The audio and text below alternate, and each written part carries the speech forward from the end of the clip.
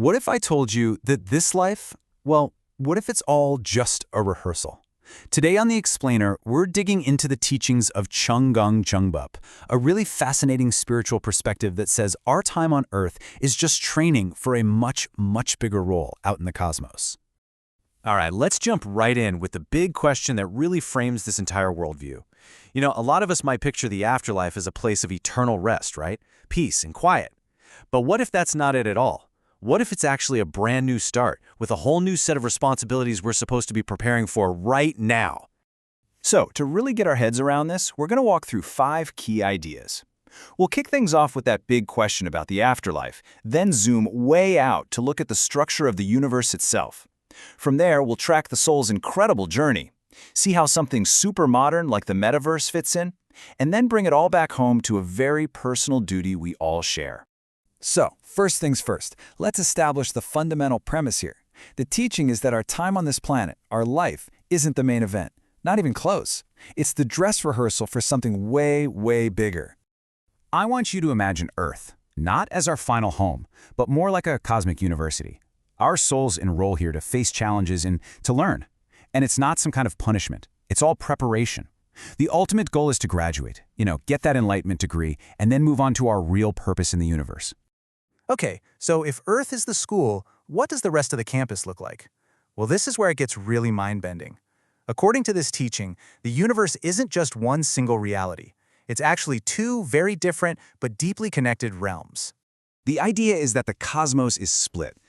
Only about 30% of it is the active, physical universe that we can see and touch. The other 70%, the vast majority, is a non-physical realm of pure potential, just waiting to be brought into existence. And guess who's supposed to do that?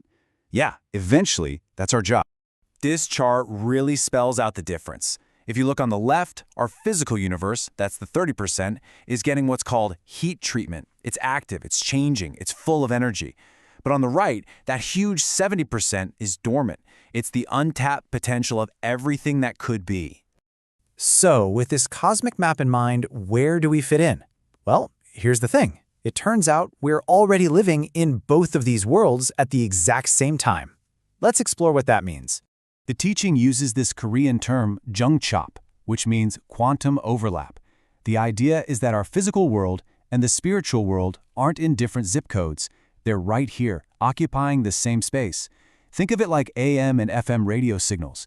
They're both in the air all around you, but your radio is usually just tuned to one frequency at a time.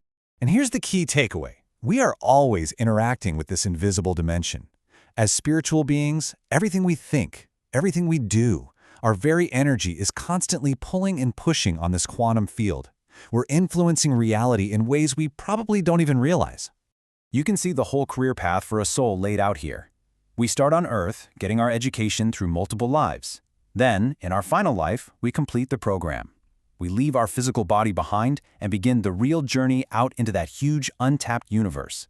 And that's where we find our true purpose, to become stars ourselves, responsible for managing and activating new pieces of the cosmos. Okay, manager of the cosmos sounds like a pretty daunting job description, right? How do you even practice for something like that? Well, this is where the teaching takes a surprisingly modern twist, suggesting the training ground is something we're all hearing about right now. That's right, the metaverse. This spiritual preparation is supposedly connected directly to this new virtual technology. It's framed as a kind of cosmic sandbox, a digital space where we can start practicing the art of creation, but on a much smaller scale. The idea here isn't that the metaverse is just an escape.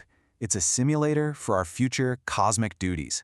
It's a place to let your imagination run wild, to practice building new societies and new economies, to play with virtual currency and create culture. All to get us ready to do it for real, on a cosmic scale. But just as we're flying high in this grand cosmic vision, it all comes right back down to Earth, back to a very real, very human responsibility. Because before we can manage galaxies, we have a profound duty to the people who came before us. The source offers a really sharp critique of modern society here. It draws a line between an Orun, which is a true elder, a wise, respected guide for the community, and what we have now. The teaching argues that we've lost true elders and we're just left with old people, or even worse, konde, a term for someone who's condescending and just stuck in the past. So the goal is for the current generation to become Hungik Ingan. This is a Korean concept for humanitarian leaders, people who are dedicated to benefiting all of humanity. And an absolutely vital part of that role, a key step in their own spiritual journey, is to honor the sacrifices of the generations who built the very world we live in today. And failing to do this has direct spiritual consequences. You can see the chain reaction here. When elders are neglected, they become lonely, and their spirits weaken. After they pass, they don't have the strength to move on, so instead they cling to their living family. And that spiritual weight, that unresolved energy, can actually cause hardship, sickness, and suffering for their descendants. So here's the bottom line. Our cosmic journey and our earthly duty are directly tied together. By creating ways to care for and honor our elders, we're not just helping them. We are receiving heavenly blessings and the spiritual power we need to go on and fulfill our own amazing destiny. And this brings the entire cosmic journey, from managing galaxies to quantum realities, all the way back to a single, simple question that we can actually do something about right now. It suggests that maybe, just maybe, the very first step to becoming a star in the cosmos is to be a light for someone right here on Earth.